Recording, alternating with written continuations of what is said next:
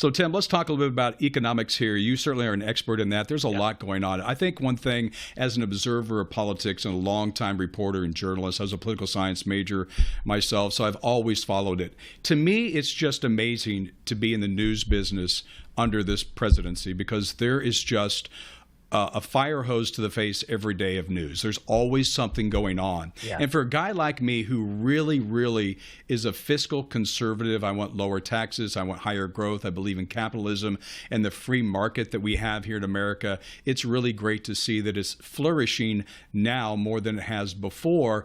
Is this going to have traction, in your opinion, Tim, when we talk about the big, beautiful bill to come? We talk about trade. You know, the market is up. That it just finished the last second quarter up. I think the NASDAQ was up like 13%. It's doing well. How are you feeling with the economic footing of the country right now? Well, I think that we have a lot to be thankful for, and one of those things is the economy.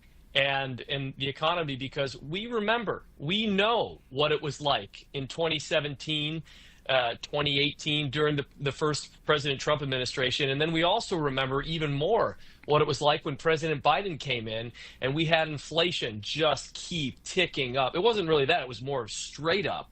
And then it, kind of petered down a little bit, but we're still there. We're still feeling the effects of overregulation. We're still feeling the effects of liberal policies that put the burden on you and me, the taxpayer, while they enrich pockets here in Washington, D.C., and let lobbyists get rich and politicians get rich, and then leave everybody else in America out. And I think that is exactly what we have to be thankful for with President Trump coming in and pushing the one big beautiful bill, which all it does, by the way, I wish it cut taxes more. Yeah. I wish we could get that rate down to 15% corporate. We're not getting that right now.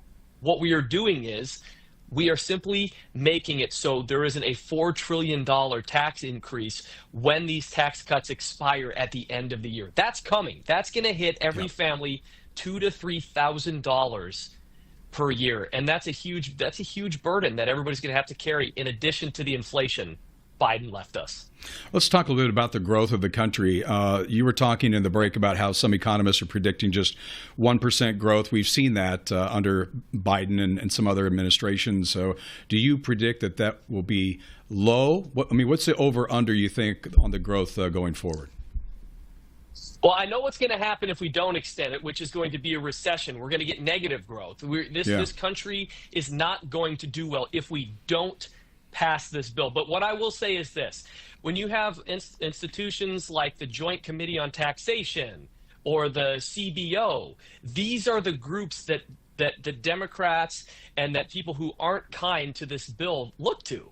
They say, they say this is going to be a $4-5 trillion deficit if we pass this.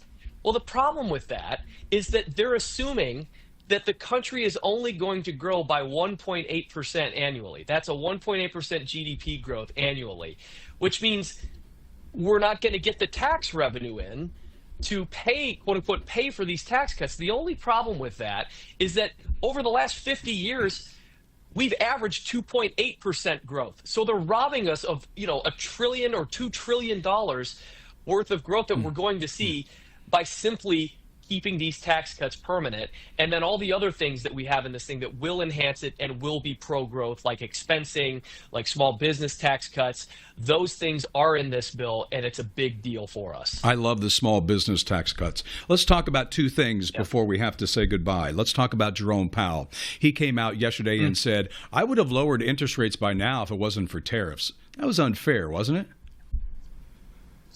it? Well, I'll just say this.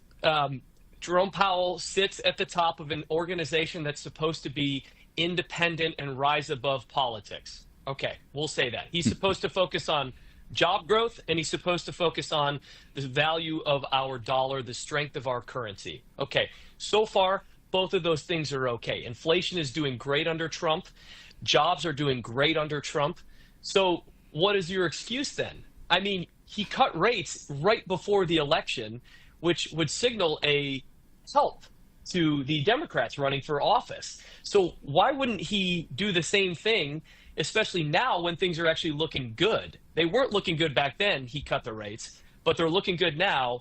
and he didn't. So there is question here. And one more thing I'll put on this. I know we got to move on to the next question, but I'll just say this. In the 70 months that he has held the Fed chair, we've been in the zone of 2% inflation 3 times. That's it. Interesting. We have 1 minute, so I want to talk about this because I think it's important. Elon Musk and President Trump have had a little bit of a falling out, and Elon Musk has been hitting the big, beautiful bill really hard with the debt ceiling. And I think a lot of people, rightfully so, are concerned about the debt. And a lot of people are looking at this and thinking that that's not being addressed with this big, beautiful bill. What do you think about that?